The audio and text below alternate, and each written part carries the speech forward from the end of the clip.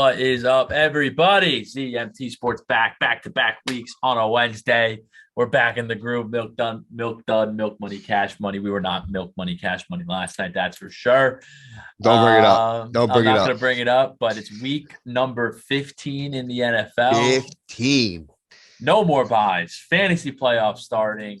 And a lot of COVID. A lot of games to bet. Yeah, and a lot of COVID. A lot of COVID. A lot of COVID, which we will talk about. And some big news from the NFL also today about their new international market thing that they're doing. And the number one team is? Which I will touch on. I know.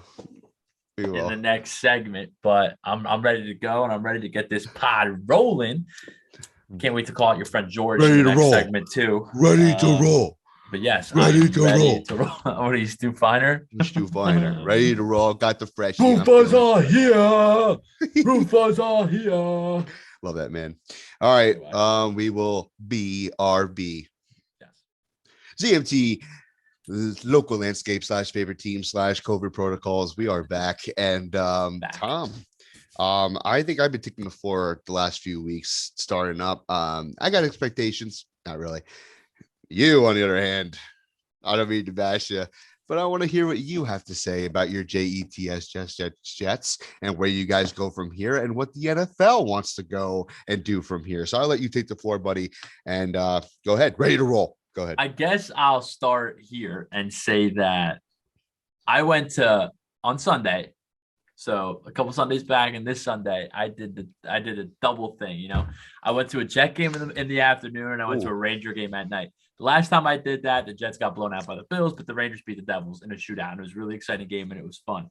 This time, I went to the Jet game. They get blown out by the Saints. They don't even score a touchdown. Then I go to the Ranger game, and they don't even score a goal. So I went to about 8 hours worth of sporting events where I didn't see my teams score in their respective end zones or goals, which is actually pretty fucking impressive, especially since the other team I like, the Rangers, is one of the best teams in hockey. Yes. And now I've lost 2 in a row, and it's scaring me a little bit, but they have a game tonight and they'll bounce back. Rangers don't have to worry about, but Jets, on the other hand, have a lot to worry about. So I don't really want to talk about the game much because there's really not much to say. It was for about 3.5 quarters, it was one of the boring sporting events I've ever been at in my entire life. Both teams are fucking trash. The Saints are just less trash, and it's just as simple as that. So bad. What I'm gonna say to Jet fans and Jet Nation again, and there was a really good article, I forgot the author from the Ringer, is we have serious troubles. The Ringer. I know, not you scratch my CD, Ringer, but like the place is we have serious trouble with our rookie quarterback. You scratched my CD. All right, yeah, go ahead. And you agree? No, we have serious issues with Zach Wilson. Yes, we had a heated argument about it the other day. Yes, we did. Well, in the car last night, we talked about Zach Wilson more. The other heated argument was Jets Patriots, which we can touch on after you talk about the Cowboys if you want to. Sure. You can dabble in with it. I'll get you angry again. Easy money. The serious problem with Zach Wilson is his completion percentage is dog shit. Dog meat. He's spiking throws. His footwork is a mess. And all of the problems we saw with him at BYU that could scare a team from taking him, honestly didn't scare the New York Jets. And I still think at the exact moment, you have to take Zach Wilson too. You have to. There's no other quarterback you take it to in that moment. So I can't really hurt them there. But I'm getting nervous with this dude that this might need to be and he's got 4 games to prove me wrong, and he plays some tough defenses in those 4 games, the Bills and the Bucs and the Dolphins this week. He's got to prove to me that the Jets don't need to get rid of him after this year, after 1 year. And that's me speaking. And there that article that I alluded to was just talking about just the simple things, how slow he is in the pocket, how he doesn't get the ball out fast, how much better the offense looked with guys like Joe Flacco, Josh Johnson, and Mike White. Rest in peace, Josh Johnson, by the way. Not rest in peace. Yeah, he's going to the Ravens. Going to the Ravens, yeah. Yeah, shout out to the practice squad today. But all those things that Jet fans just want to turn their shoulder to, and they're saying he's a rookie, and they're just using it as an excuse. Just put it this way, and these are for the Darnold haters that wanted him out of town. Darnold has had a 10 times better rookie year than Zach Wilson, and look what Darnold turned into. We're going to sit here and look at Zach Wilson's rookie year and say that he has a better track than Sam Darnold after his rookie year. I'm not. You can't. You can't. Let me cut you off. Let me cut you off for 1 second, Tom. Let me cut you off because you're probably going to get into it in a millisecond, but let me cut you off for just a second. So I know what you're referring to, and if you look at the list, like what was it total? What was that stat sheet you said? Was it total QBR? Like what? It was QBR from rookie. All right, for total rookie quarterback. And I know there's people on this list brutal, like Leaf, like brutal people, like Jimmy Clausen. Exactly. Quinn. Bad, guys like that. Bad, yes, really bad. But you know who was also a couple of people down, not even Troy Aikman. Fuck you, he sucks. He delivered to be on the list, but a couple people under Zach Wilson for one of the worst rookie QBRs of all time. Josh Allen was on that list. I know. And look where Josh Allen's at now. And I know, obviously Josh Allen still got a lot of issues. He does. He still has a lot of issues, but he was just in the AFC Championship game just last year. So, and that's a lot of the comps. Before you jump the gun a bit, man. Troy Aikman also won 3 Super Bowls. But before you jump the gun, man, do you really want to get rid of Wilson after 1 year? No. Do you really want to get Wilson? You were right about me getting to a millisecond because I was going to talk about that, and then I was going to literally say. So I'm sorry for. No, you're good, dude. This is a podcast. This is a two-way street. You want to cut me off? You cut me off. It's fine. I'm not going to be mad. But this is your this is your passion. But that's where I was getting to because there are some good names on that list.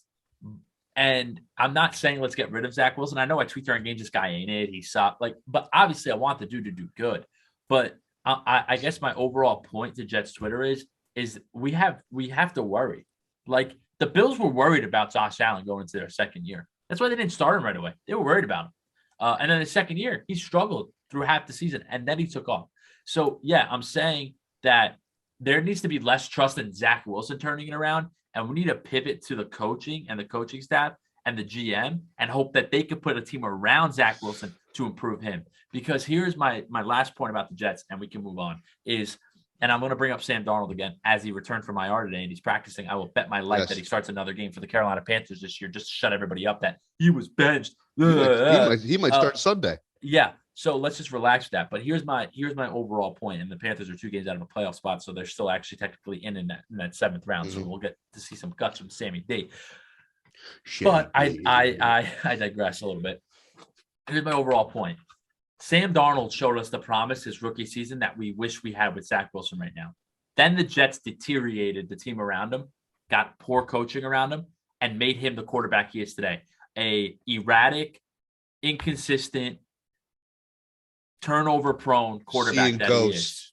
Yes. Ghost. That's what they turned Sam Darnold into. Right now, we have Zach Wilson, who is an inaccurate, terrible footwork, soft quarterback with talent around him on offense. He's got decent talent around him, way better than Sam Darnold's rookie year. Sam Darnold's throwing to fucking Andre Roberts and throwing for 400 yards, and Chris Herndon, who's playing on the practice squad for the Vikings right now, barely playing any snaps. And we need to hope that we do like what you said, what the Bills did, and hope that this coaching staff and this GM can put players around Zach Wilson to mask those flaws until he comes into himself and make this a competitive football team. Because if they don't, if they follow the same track as Sam Darnold, this will be the biggest bust in Jets quarterback history because we would have seen nothing good from Zach Wilson. There was glimpse of good from Sam Darnold. Sam Darnold won 7 games his second year in the league, okay, with Adam Gase as the quarterback. Yeah, it was a soft schedule, but okay, doesn't matter. You play who you play.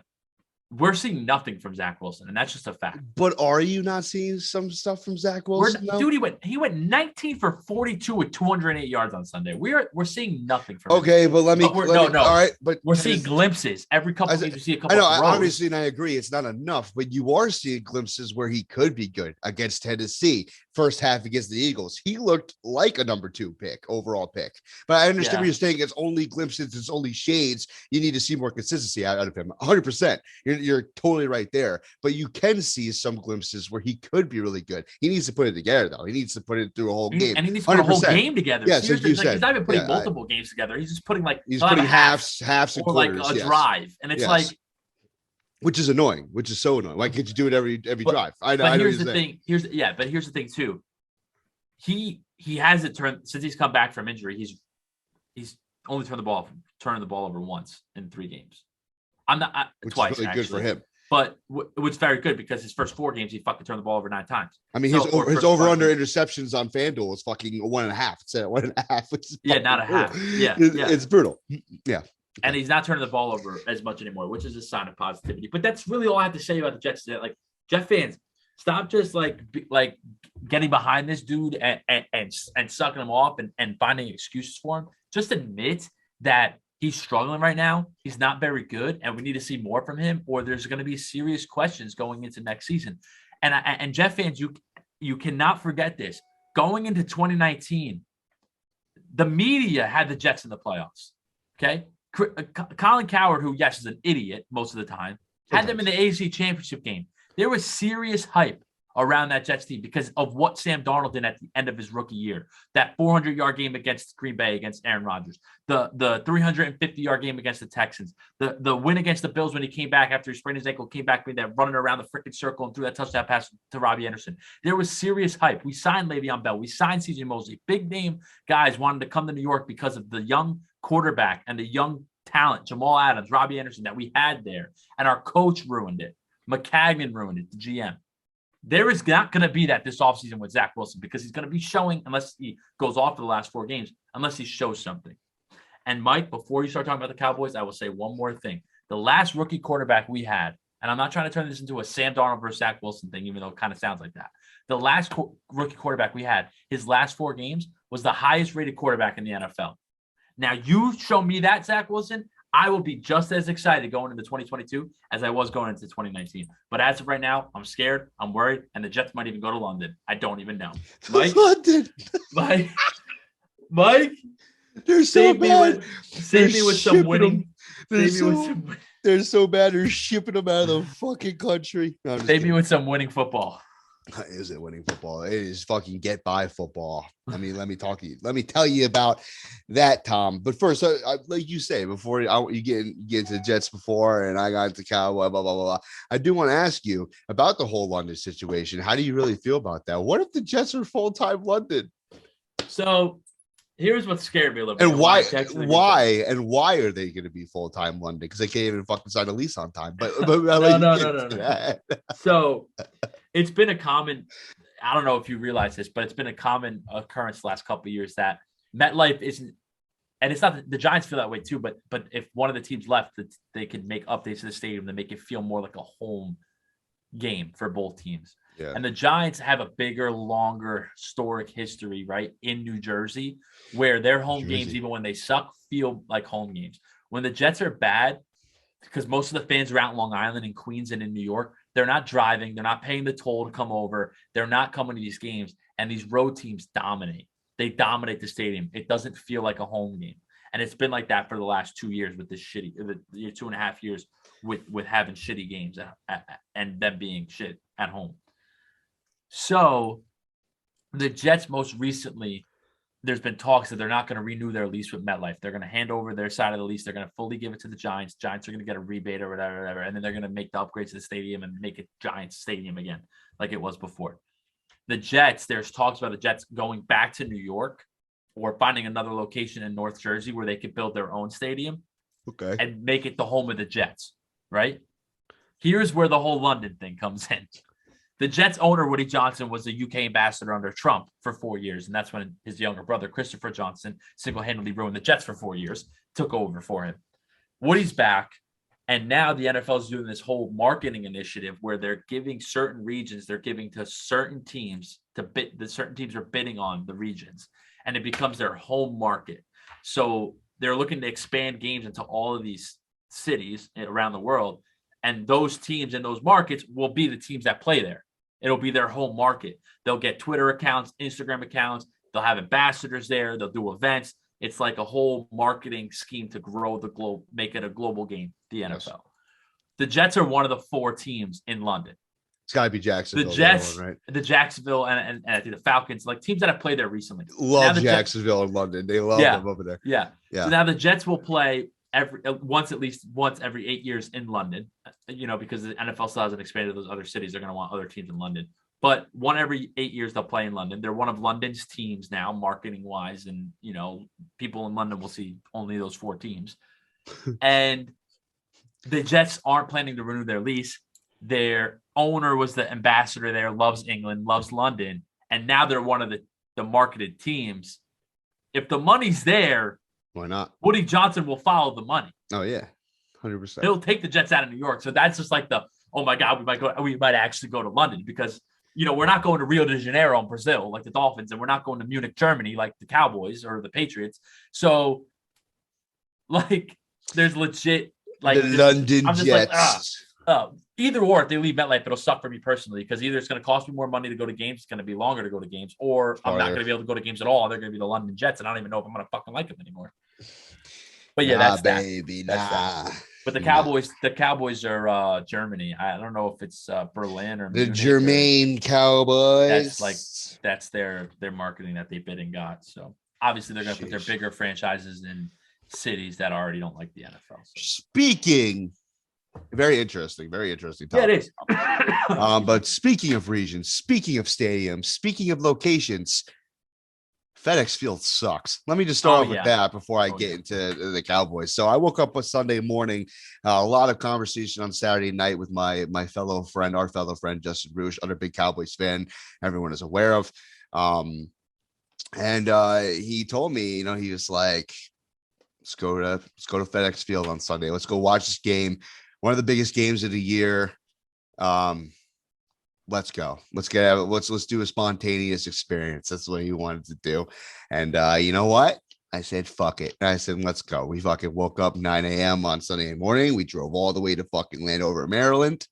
And God, did we get to experience this awful field that is FedEx Field. Not a fan. Now you live and you learn. I'm never going to go there again. Never. Unless there's another big playoff game or if there's a big Cowboy game to be involved in, I really don't want to miss it. Yeah, I'll go back there, but I would never go back there just for the sake of having fun. Because, oh my God, terrible. I've been there. Terrible. Not fun.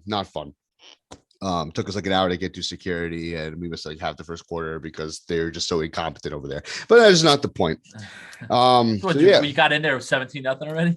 We got in there when by the time we sat there in our seats, it was still 0-0. I think Dak threw the first pick, and then and then Taylor Heineke threw his pick, and then we were in our seats, still 0-0. So we got there in time to see Amari Cooper first touchdown score. We should have bet it.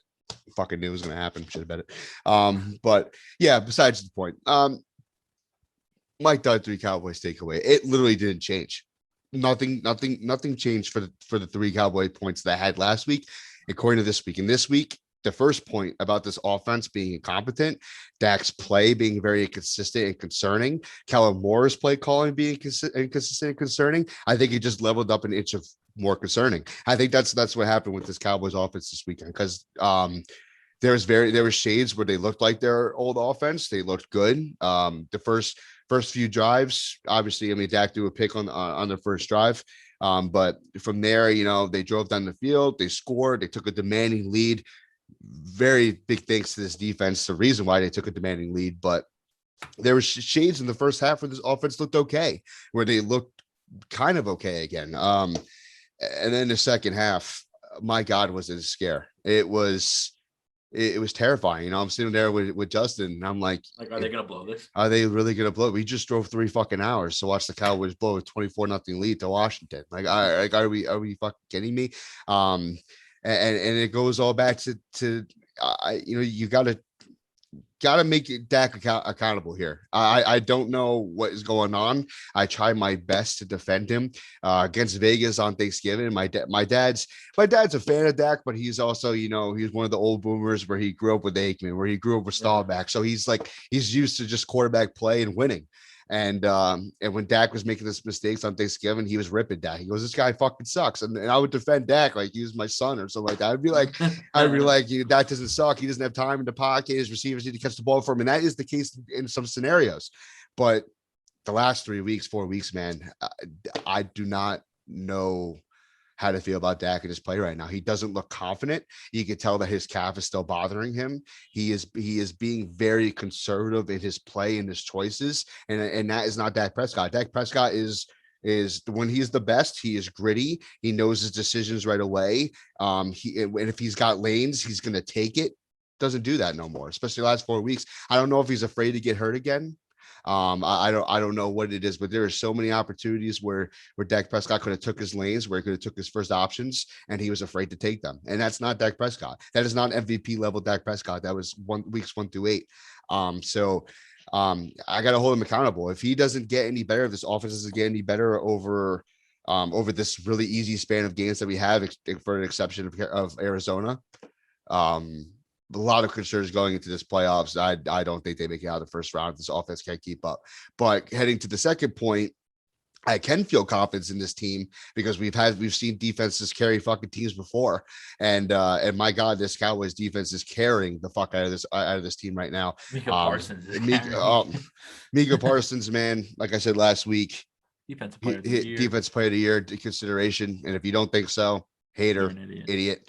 Because he is absolutely the game changer, and being full strength on defense again is also very helpful. I mean, look at all the guys that came back on the defensive line of things, and they looked incredible. Gallimore had a big sack, basically took an offensive. I mean, don't wish hurt on anybody, but he basically injured an offensive lineman on the Redskins on Washington and got a sack, basically ran him over and ran over Heineke. He hurt 2 players on that play, but he looked like a man possessed. Randy Gregory got a pick to start off the game against Heineke. DeMarcus Lawrence had a sack in the game. So it looked like the pieces that we didn't have. It makes us even more scary. It makes the Cowboys even more scarier.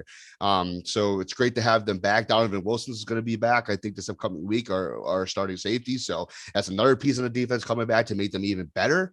Trayvon Diggs held Terry McLaurin to nothing. It was impressive before Terry McLaurin got hurt. Hope he gets better. He just has a concussion right now. Obviously, I wish him health, but before his injury, Trayvon Diggs had him locked. Like it was very impressive. So, yeah, the Taylor Heineke, Tony Romo, never fucking compared him to Tony Romo again. But the Tony Romo, I know there's shades, but the Taylor Heineke / Tony Romo vision offense that was beating teams like the Bucks and et cetera just was not there because this Cowboys defense really held it down.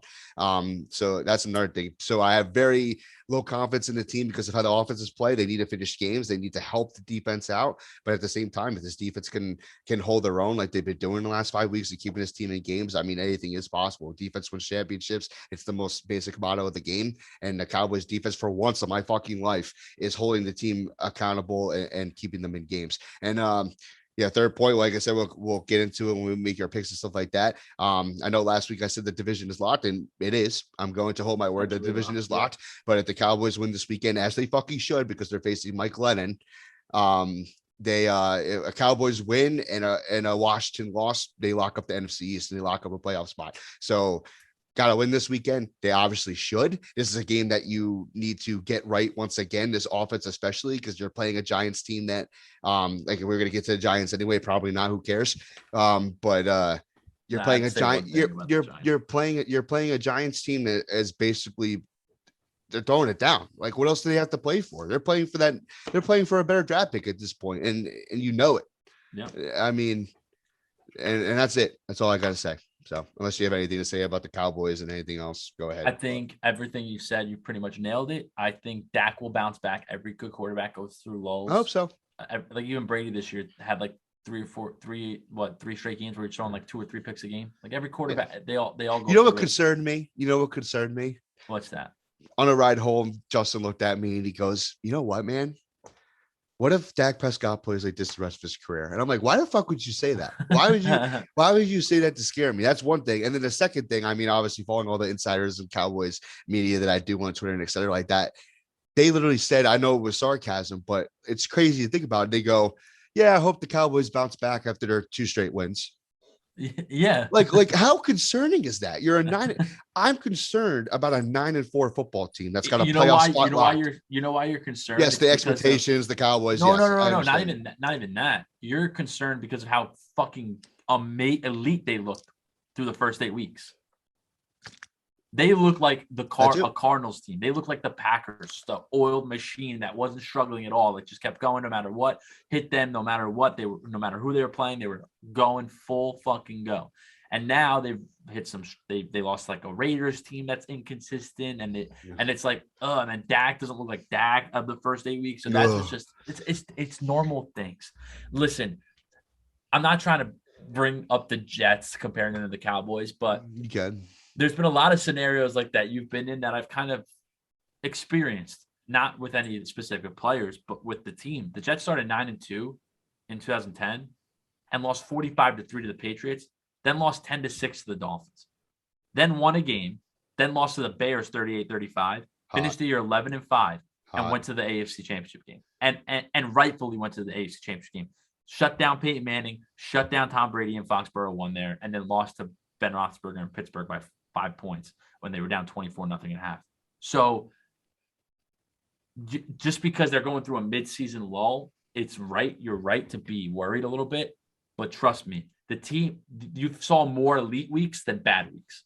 So the minute they turn around and have that one elite week, it's like, okay, that team from 1 through 8 was for real. If they keep struggling, then then you rightfully have a reason to be upset. But there's 4 more games, so now is when you want them to start trickling and getting hot.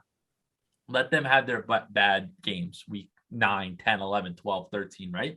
Because then fucking 15, 16, 17, 18, first round, get it rolling.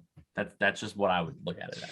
You're right. You're just a positive person. I mean, I'm surprisingly optimistic when it's not the Jets. Just one thing about the Giants before we go on to our picks. They're gonna win this weekend. Excuse me. Because I heard that our friend George, of the pod, George, says that he'd still rather be a Giant fan in the future than a Jets fan. And as the weeks go on, I'm still baffled at that statement.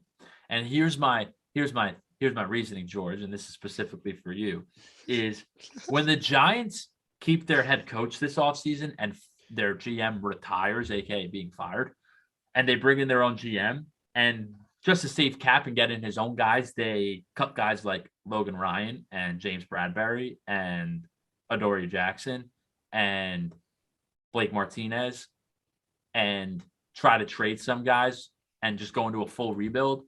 My Jets team will be adding. My Jets team will possibly have a young quarterback that who the fuck knows what he could be because he's still a rookie, right? Even though I don't like him. You guys will be either keeping Daniel Jones or trading all your draft capital for a 35-year-old quarterback with a depleted team around him. You have a wide receiver that's getting paid probably the 3rd or 4th most in the NFL. Doesn't even get targets. Doesn't even have a touchdown. You have a rookie wide receiver who I really like, Kadarius Toney, but can't stay on the field. Sterling Shepard can't stay on the field. You drafted a running back number 2 overall that is probably the biggest bust in the NFL the last 5 years, but because it's the Giants, nobody wants to talk about it, and except their fans, rightfully so. Like Kyle Maher admits it. And yeah, as a Jet fan, I have just as many, if not more, first-round picks in the next coming years, and more in the top 45.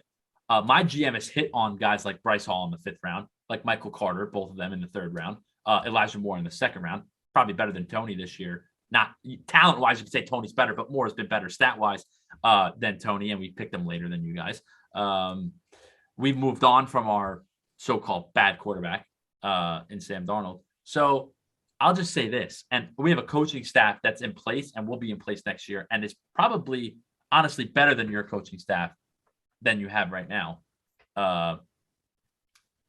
So yeah, I'm just finding it hard to believe that going into next year, other than the history of the franchises, if you want to use that as your overall argument, I can't argue because obviously the Giants have been a better organization than the Jets overall, not in the last 5 to 10 years. That could be actually argued. But overall, if you're just going to base it on the history of the franchises, sure, you could be more confident that your historic franchise that is whatever will put it together faster than the Jets, the little brother, then of course. But if you're just going off talent on the roster, coaching, GM,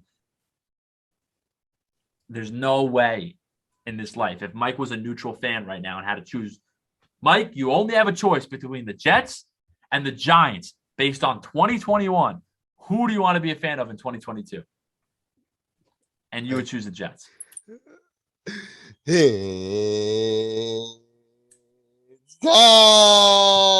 One corner we got 6'3" lengthy Tom Leone, and the other corner we have 6'3", 250 pounds. Enjoy. You guys should just box it out. I think that's what we should have a ZMT rowdy a little bit. But it's true though. You would choose the Jets.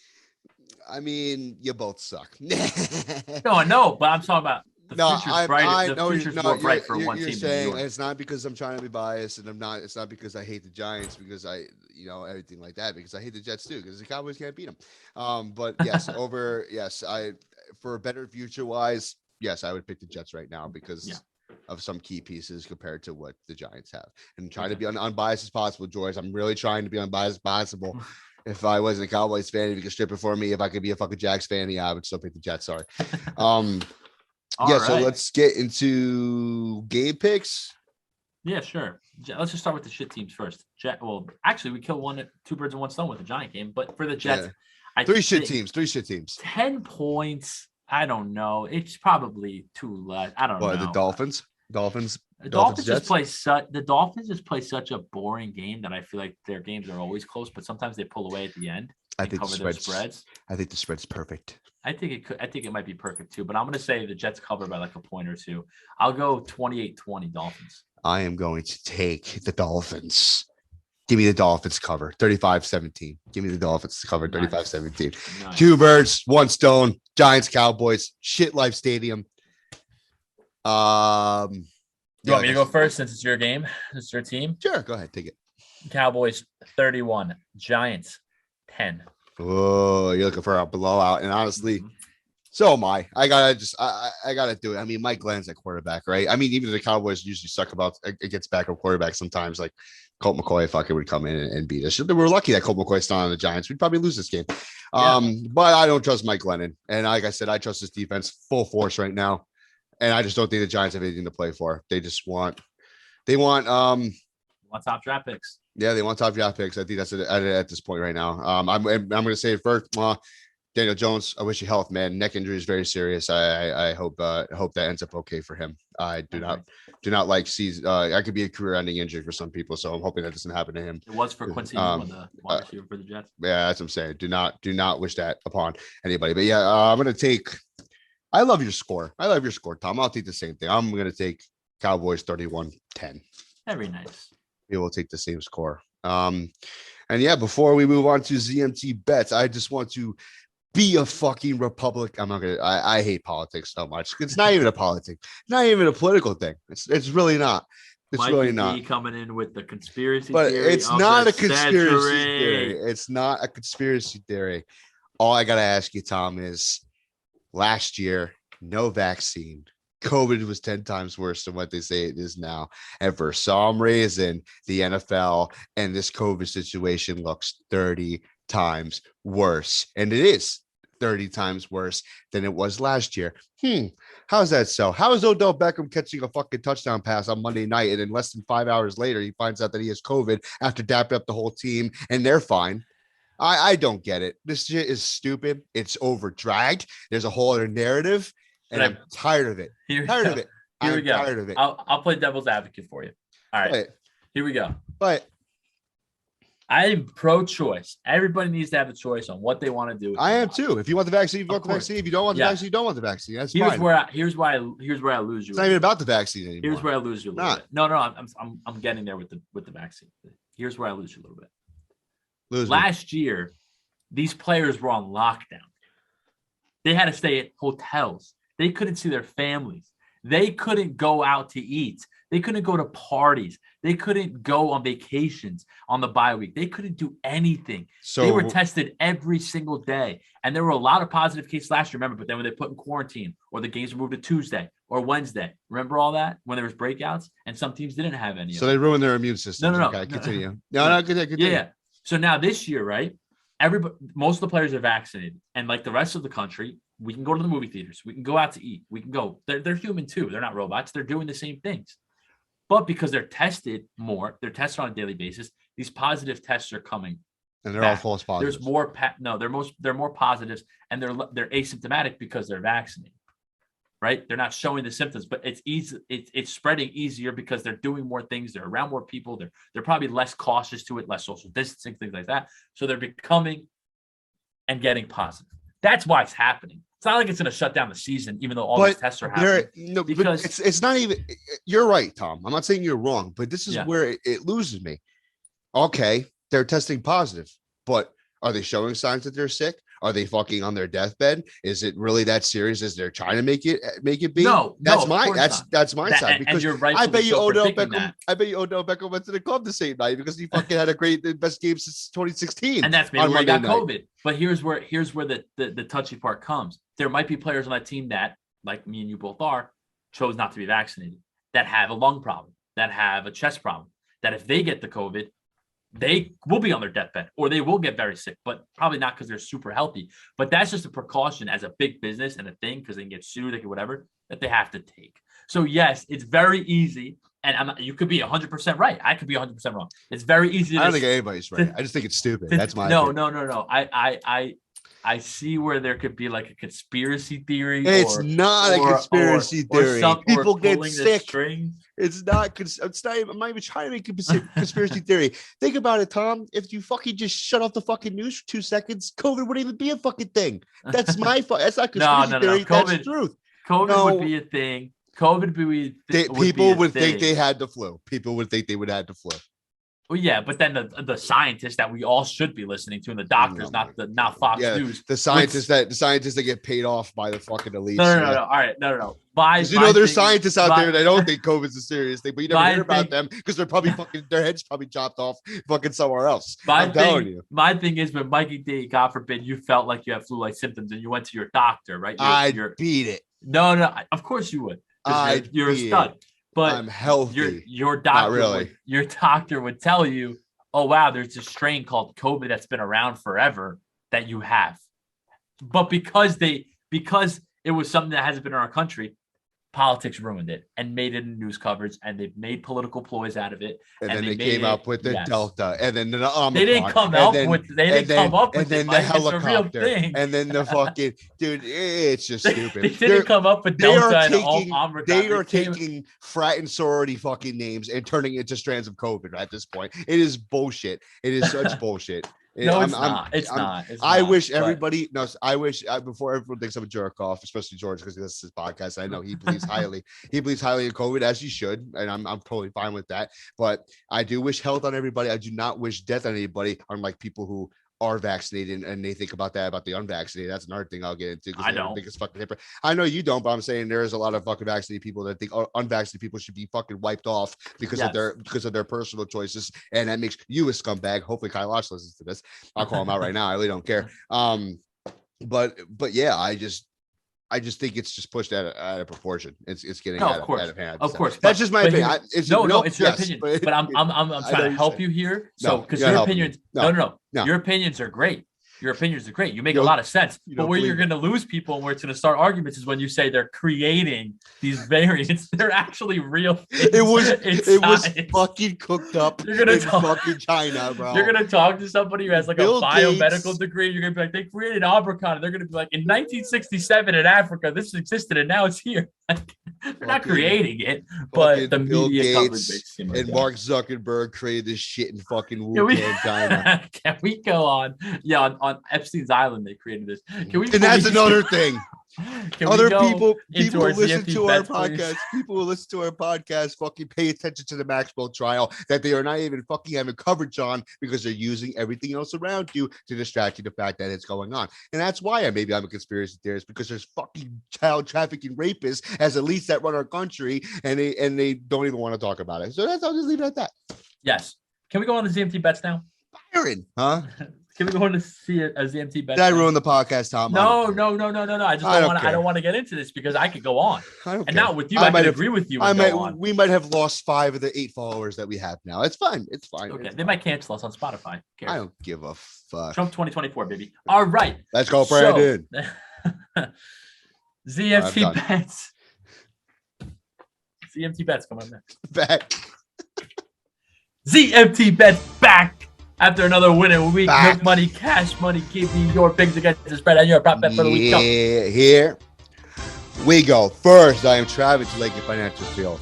Fly, Eagles, fly. I fucking hate you guys. But Washington's got a COVID outbreak right now. They do not look good. A lot of injuries. The spread moved all the way from 4.5 to 7, but I'm still going to take the Eagles here. I think they're a better shot at the playoff spot. Give me the Eagles -7 against Washington. Second, I'm going to Miami. I'm sorry, Tom. I know you don't like when I fucking pick against the Jets, and I don't either because they're going to cover this 1 week that I probably pick against them. But I have to.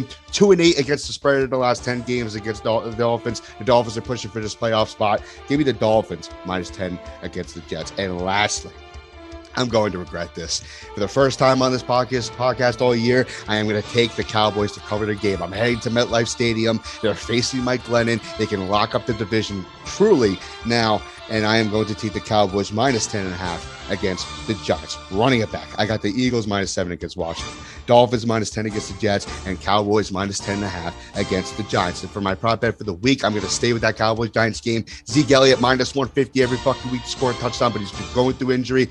He loves playing against the Giants. He loves playing against NFC rivals. He's going to get his touchdown back. He's had plenty of rest. Give me Zeke Elliott to score anytime against the Giants. Go ahead, Tom. I love those. As for me, my first pick, I'm headed to the dog pound. I'm headed to Cleveland, and I am taking the Las Vegas Raiders. Jackpot Vegas, bouncing back after getting absolutely embarrassed in Arrowhead, laying 1 point to the Browns, rattled by COVID. Give me the Raiders, laying 1 against the Browns. My second pick, I'm going to Baltimore. Is it Hundley? Is it Josh Johnson? Is it Lamar? I don't care. Give me the bad man, Aaron Rodgers, and this disrespectful line for the NFC's best team. The Packers laying 5. Give me them against the Ravens on the road. And my last pick, I know you love when I do this so you can rank me and you can get on me. Give me the Colts on Saturday night against the Patriots, laying 2.5 at home. This is the week where all my marbles are in. Are the Patriots for real? They beat the Colts? Yes. If the Colts blow them out, are the Patriots for real? No, they had a soft schedule. I don't know what the answer is, but I know the Colts, and I'm confident in the Colts. Give me them laying 2.5. Running it back, Raiders -1 on the road against the Browns. Packers laying 5 on the road against the Ravens. Colts laying 2.5 at home against the Pats. And my prop bet for the week just helps you milk money, cash money. Jalen Waddle, anytime touchdown score. Woo! Running it back, baby. You want to know why I don't like when Mike takes the Jets? Because all Sunday, I get reminded how bad my team is because Mike actually pays attention to the Jets for 1 week because he bets them, and he thinks that I'm going to get mad about how bad they are. I think I'm like 0 for 8. Betting on the Jets against the Jets. So it is so bad. I know you never all day. I'll get them. Fuck the Jets. This franchise sucks. Fuck Zach Wilson. I have put the Jets to cover in fucking 10-point teasers, and they would not cover. It is disturbing. It is bad. The number one rule betting. Never bet for or against the Jets unless you're smart and bet. I mean, you always bet against the Jets. If you hit, I'm going to take my fucking chances this week. I know my team, baby. I know. But and Tom, this week, I think they cover by 1 or 2 points. Of course, you think that this week, of course. But Tom, another positive week. I am going to add a dub for each of us because I had a double playtime touchdown score and you had Alvin Kamara to score, but you also said at the end there, even though we didn't tell people, you said for them to take their rushing yards, and that also hit. So I'm going to give us an extra plus because we need it. But overall, 8-2 week. Beautiful. Overall, Bengals, bro. I know, and the fucking Cardinals. It's whatever, but it happens. We are kind of on a roll right now. That's technically 6-2 the last 2 weeks. Positive records the last 2 weeks. 12-4 milk money. That is a heater. That's money. That is money, and we're going to keep it rolling this week. Tom, you know how it goes. Follow us on Facebook, Twitter, Instagram, sports_ZMT. And your sister's ass. I ruined the order of that, but it's okay. It's fine. It happens. Week 15, but it was too damn long for you damn people. So, Tom, yeah, that's what it is. I will see you on the PS5 in about an hour. Yes, well, later for me, I'm going out to dinner. But are you going back to that fancy place? No, I'm going. Liv's taking me out for my birthday. What a gal! Speaking of her, oh, she's still here. We're signing off right now. She asked you to live with her. All right, Tom. And they were roommates. All right, Tom. I will see you later. Later.